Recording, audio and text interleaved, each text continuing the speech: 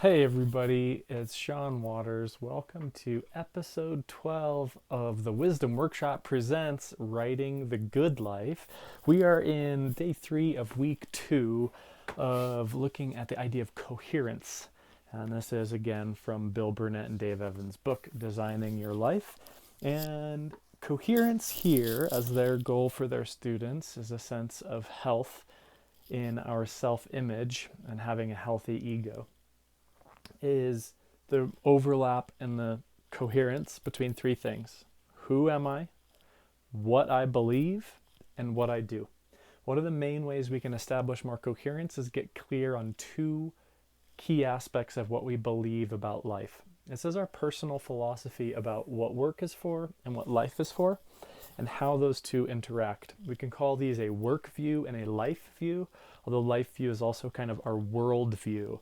But in the sense that we want our work to enrich our life, we want our life to enrich our work. Ideally, we're in a position where we're doing work that can enable us to be the kinds of people we want to be, which is super possible at a Qdoba counter or at a teaching gig or as any number of types of work we could be doing.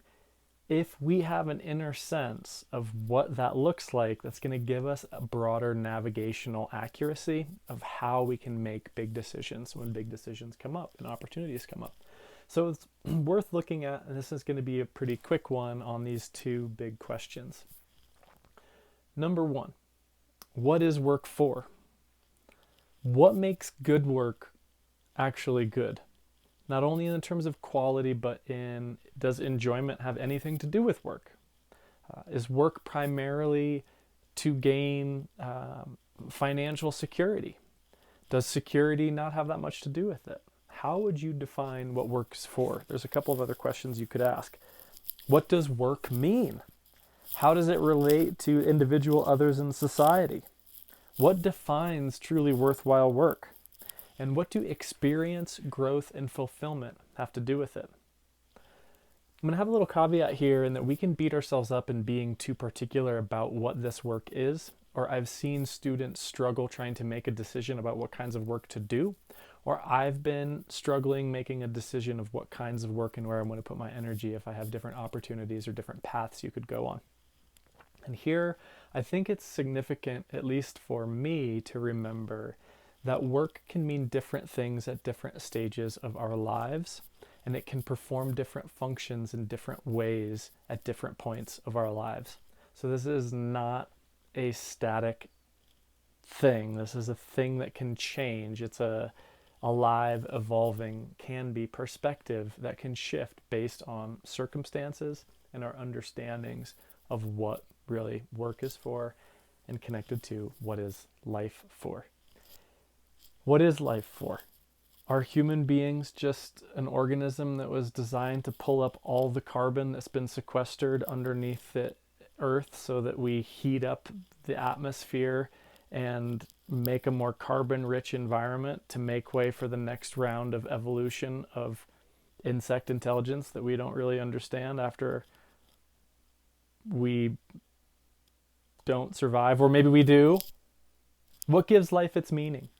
Where are human beings in the ecological tapestry? Does the ecological tapestry matter? Are we here to serve a higher purpose or higher function? Ideally, we can get clear on what this means and what we believe. And there's another interesting caveat here. Socrates saying, I know that I know nothing, or the Lakota believing that we live in a great mystery and things aren't clear. Or a religious sense that our lives mean something only in relation to a cosmic being.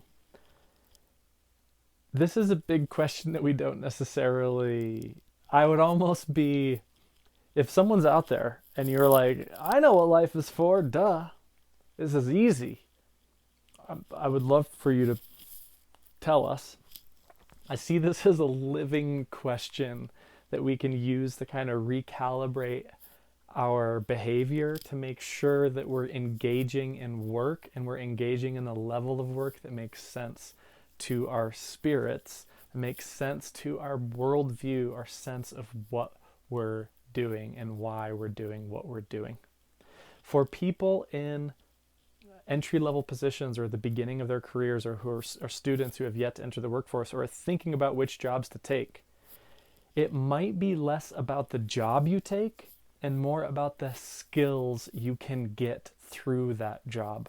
So if life, for example, is about growth and evolution of the organism, or if it is about the expression of beauty of the organism, or if it is about self-actualization to fully become the best version of yourself, the work that you do might not be, you could get way better at focused attention as a custodian or a janitor. You could have a wonderfully happy life using your hands as a tradesperson, electrician, carpenter, plumber, painter, drywaller, any number of landscaper, not to mention so many different kinds of work, right? I think our culture, we can prioritize this narrow understanding of work. And by our culture, I mean the kind of hyper-individualistic American ethos of chasing the dream and making more money and building things to scale and working a 4-hour work week, or whatever it is, the goals that we generally, being a lawyer or a doctor or a highly paid professional. There might be another reason what life is for. And here's some questions to help you get going on that. First big one is, why are we here? What are we doing here? Why are we here? Second one, what is the meaning or purpose of life? Number 3, what's the relationship between the individual and others? So how do I relate to other people? Number 4, where do family, country, and the rest of the world fit in? Number 5, what's our sense of good and what's our sense of bad or evil? Is there a higher power, God, or something transcendent? If so, what impact does this have on your life, if any?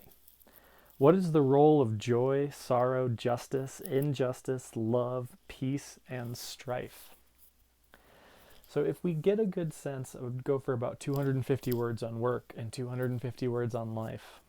That might illuminate an idea of how we might be able to use our work or look for work in kinds of organizations and situations that we can help by bringing our full self to. So this is kind of exploring the coherence between work and life with a richer understanding of what work is and what life is. I can't tell you that because I believe it's different for every person, which is why as a 7-week course, these workshops are designed to get you doing this work of thinking and clarifying and identifying what's really mattering to you and why. So I hope that this is interesting or engaging to you and clarifying. Again, these are all frameworks with which to think about the journeys we're taking as living our best lives or living a good life, which I am saying has something to do with our health, our work, our sense of play and rest, and our sense of love with other human beings. This can help some people in figuring out how and where to go as they move. So be curious about your answers to either of these. They also, last point, recommend that you revisit this every 6 months to a year to watch how it changes over time. So no pressure. You don't need to figure out what work and life is for forever. You just need to get a sense of what it is for you right now and how you can maximize the opportunities given your beliefs around what work is for and what life is for. That greater coherency if you can find it and begin working towards it, is going to give you a greater sense of self, a greater sense of self-efficacy, and hopefully a greater sense that you're living the best life you possibly can. If I can help, questions below. Thank you for liking and subscribing. I hope you enjoy this content and that is helping you live the best life you possibly can.